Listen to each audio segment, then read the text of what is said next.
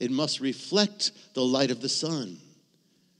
Moses, Exodus 34, verse 29. When Moses came down from Mount Sinai with the 2 tablets of the covenant, the law in his hand, he wasn't aware that his face was shining because he had spoken to the Lord. He'd spoken with the Lord. When Aaron and all the Israelites saw Moses, his face was radiant. They were afraid to come near him. Moses called to them. So Aaron and all the leaders of the community came back to him and spoke to them. Afterwards, all the Israelites came near him, and they gave him all the commands the Lord had given him on Sinai. When Moses finished speaking, he put a veil over his face. But whenever he entered the Lord's presence to speak with him, he removed the veil until he came out. And when he came out and told the Israelites what had been commanded, they saw his face was glowing. Then Moses would put the veil back over his face until he went in to speak to the Lord. Can you imagine that? Moses is walking around with a veil. And it says that he must have had it for some time, because it says when he wanted to go in the tent, he took it off. So he means he must have been so glowing, people were afraid of him. Why? Because he was speaking with God. Now listen. She like the moon. Listen. 2 Corinthians. Listen what it says. Therefore, since we have such a hope, we are very bold. We are not like Moses, who would put a veil over his face to prevent the Israelites from seeing the end of what was passing away, but their minds were made dull to this day. The same veil remains when the old covenant is read. It hasn't been removed, because only in Messiah is it taken away. Even to this day, when Moses is read, a veil covers their heart. But whenever anyone turns to the Lord, the veil is taken away. Now the Lord is the Spirit, and where the Spirit of the Lord is, there's freedom.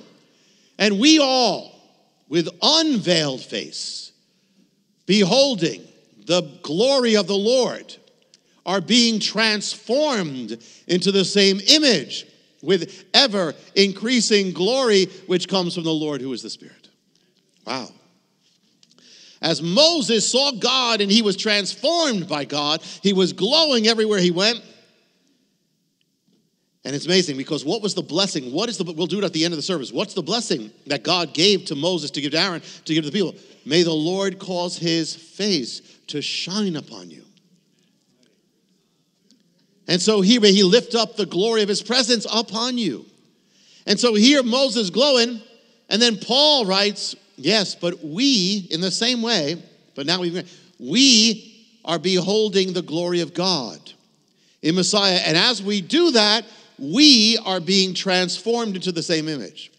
As Moses, as he was lit up by the light of God, we are transformed also to God's image by just beholding him. We become like him.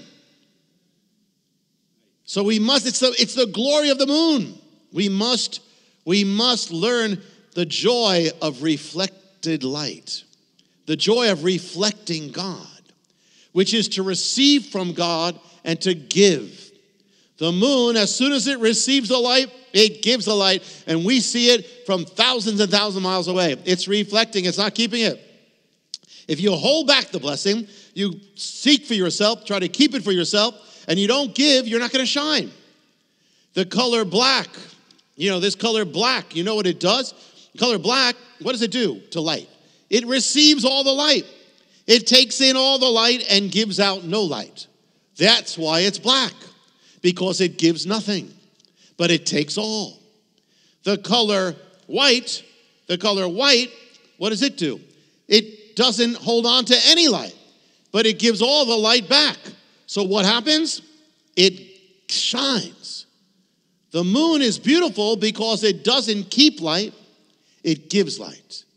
And that's why it's bright. So when you try to keep blessing to yourself, you're not going to shine. The glory is in receiving from God and then giving back to God, give to people, give back, keep nothing. And then you become light. From your money, to your joy, to your time, to your love, to your life. Receive. Your whole life is a gift. But if you live it like it's not a gift, it's just mine, you're not going to shine. Your life is a gift. Receive every moment and give it back to God. Continually giving, continually letting go, not holding on. You won't shine. When you start holding on, you don't shine anymore. There's a joy that comes in reflecting God. We are supposed to reflect God. You know, when you look in the mirror, what do you see? You see your image. What did God say? What does it say? You were created in what? In the image of God. So God is to look at you and see his image reflecting back. Your whole life is to reflect God in everything, not just physically, but your emotions, your mind, your heart is to reflect the glory of God. How do you do that? By not bearing witness of yourself, but bearing witness of him. When you lift yourself up, you're like a mirror that's focused on itself. You're like the moon focused on itself. There's no light. When you try to shine with your own light, when you try to glorify yourself, there's nothing there. It's like the moon trying to work up some light. But the moon bears witness of the sun.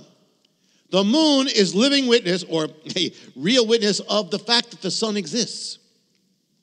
So the same way, when you live your life, every moment, instead of focusing on lifting yourself up, you lift up him. You care more about his reputation than your own. You care more about his glory than your own. You care more about him being lifted up than you do about you being lifted up. You rejoice in him and his reputation, not yourself. And you will glow. You will shine. To find out how you can receive more of Jonathan's teachings, to receive special free gifts, or get in touch, go to hopeoftheworld.org or call toll-free 1-800-YESHUA-1. That's hopeoftheworld.org or call 1-800-YESHUA-1. That's 1-800-937-4821. You can also get more at Jonathan Cahn's Facebook page or write us direct at Hope of the World, Box 1111, Lodi, New Jersey 07644, USA. Hope of the World is dedicated to the goal of spreading God's Word and salvation to every land and people. We do this by spreading the Word throughout the world and sponsoring compassion projects to the most poor and needy around the earth. To get in touch or have a part in God's work, just write to Hope of the World, Box 1111, Lodi, New Jersey 07644, USA. Or go to hopeoftheworld.org or call 1-800-YESHUA-1. That's 1-800-937-4821.